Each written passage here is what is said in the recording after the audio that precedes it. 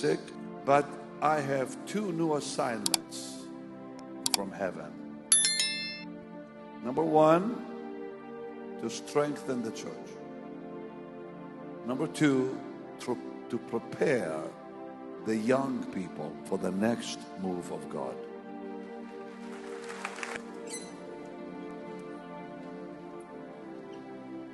For the next few moments, I'm going to talk to you like your brother. Jim, thank you. My burden today has changed. Yes, I still pray for the sick, but I have two new assignments from heaven. Number one, to strengthen the church. Number two, to prepare the young people for the next move of God. And the Lord has given me the privilege in the last few years to speak to multitudes of young people because of my children's ministry. That is quite remarkable. A lady named Lois Gott. Lois Gott is the wife of Ken Gott in England, in Sunderland, up there in the UK. She's been friends with us for many years, she and her husband. Her father used to work with Smith Wigglesworth.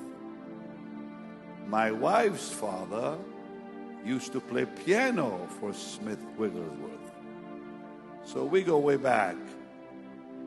My wife's family is very well connected with Smith and many of the greats that God used in the UK, like the Jeffrey brothers.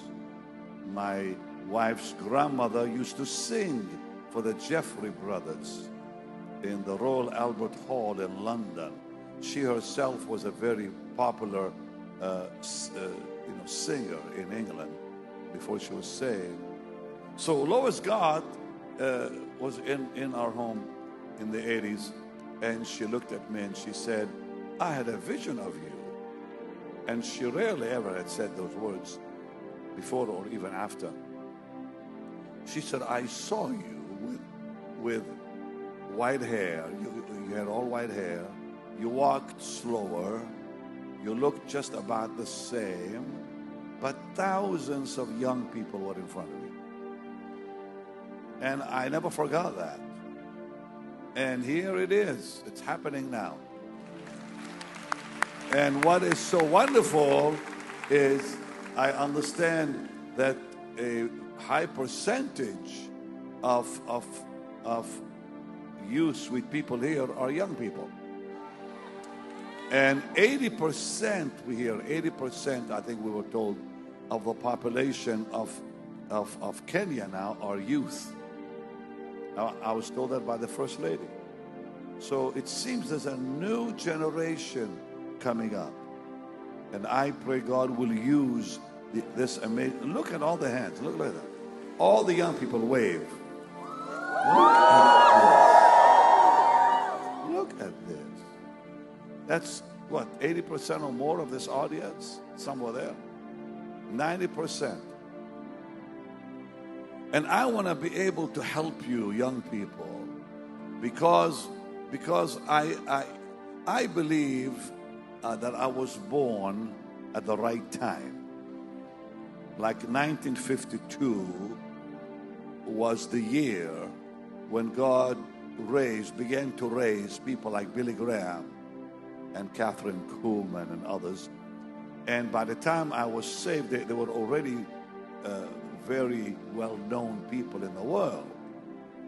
And I came about the end of Kathryn's ministry, because she passed away in 76.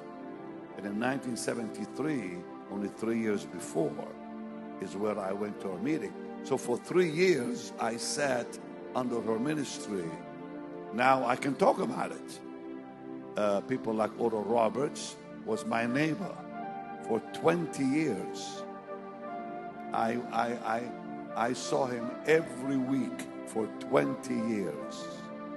because we were neighbors.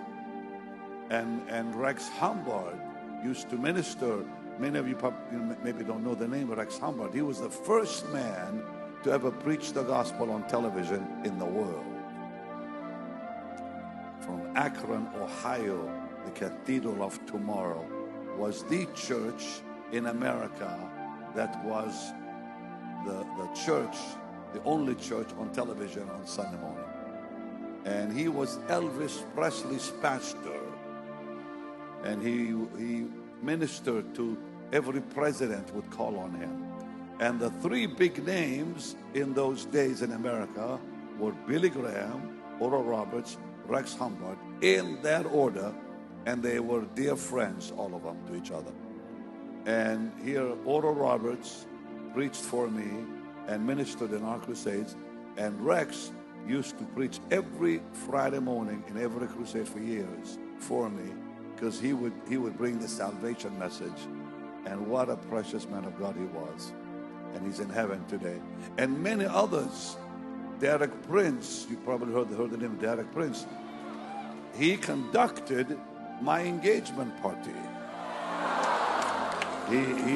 He was the one who hosted and prayed and ministered when I got engaged. So that's correct. So I met him through the Harlans when I was 26 years old. And he and I took a trip to the Holy Land together. We joined, and before he died, I went to be with him in Jerusalem. So, God has put me in the right place at the right time with the right people of those days. And many, many others. Have you heard the name Corrie ten Boom? How many heard of Corrie ten Boom? How many have not heard of Corrie ten Boom? Watch her movie, The Hiding Place. Corrie ten Boom, God used her mightily, and people don't believe when I tell them that. When I was 20 years old, I was in her house dancing with her. I danced with Corrie. Amazing. You say, how did you dance with Corrie? Well, I was a part of a group called Shekhinah in Hebrew, or as you say, Shekinah in English. It means glory. It was led by a couple called Merv and Merla Watson. Merla Watson wrote the song, Jehovah Jireh, my provider. You know the song? She wrote it. And I was there in her home when she was working on the song. I most certainly was. Because I thought I was their first Hebrew teacher. I taught them Hebrew. This is back in the 70s. So they took a group to Europe in 1974. I was one of the kids. And it happened to be that one of my roommates was Corrie ten Boom's nephew. Danilo was his name. And she came in, and we were in Holland. We went from England to Holland, from Holland to Switzerland, 6 weeks. We were on a double-decker bus for 6 weeks, going from cathedral to cathedral, presenting the gospel in song, in mime, and it was a beautiful thing. 66 young people. They had violins and trombones and trumpets and a beautiful choir, which I was a part of. I was one of the singers. Thank God for that. Anyways, and we traveled throughout Europe, and it just happened to be that when I was in one of the homes, that Youth with a Mission, they would put us in all the homes where Youth with a Mission people were there. And it just happened to be in Holland that her nephew was my roommate. So she came in looking for him. And she said, where is Danilo? I said, well, I don't know. He was here a little while ago. And she grabbed I'll never forget this. She grabbed my cheek like that. She squeezed my cheek. She said, where did you get this face? I said, from Israel. She said, Shalom. And then we were invited to go to her home. And she played, all of us, all 66 kids. And they played Jewish music. And we had a big circle of kids. And she was right next to me. And her nephew on the other side of her, dancing in the garden. And that precious woman that we preached on the glove, I'll never forget the message as long as I live, we went to a church in Zeist, Holland, and I heard that precious woman of God teach on surrender to the Lord. And she used a glove. She said, this is you. And then she used her hand. She said, this is the Lord. And then how you have to surrender every finger to Jesus before he can use you. It was a powerful message. And she went through every little bit. Like she said, if you only surrender one finger, the glove is still no good. If you surrender two, it's still no good.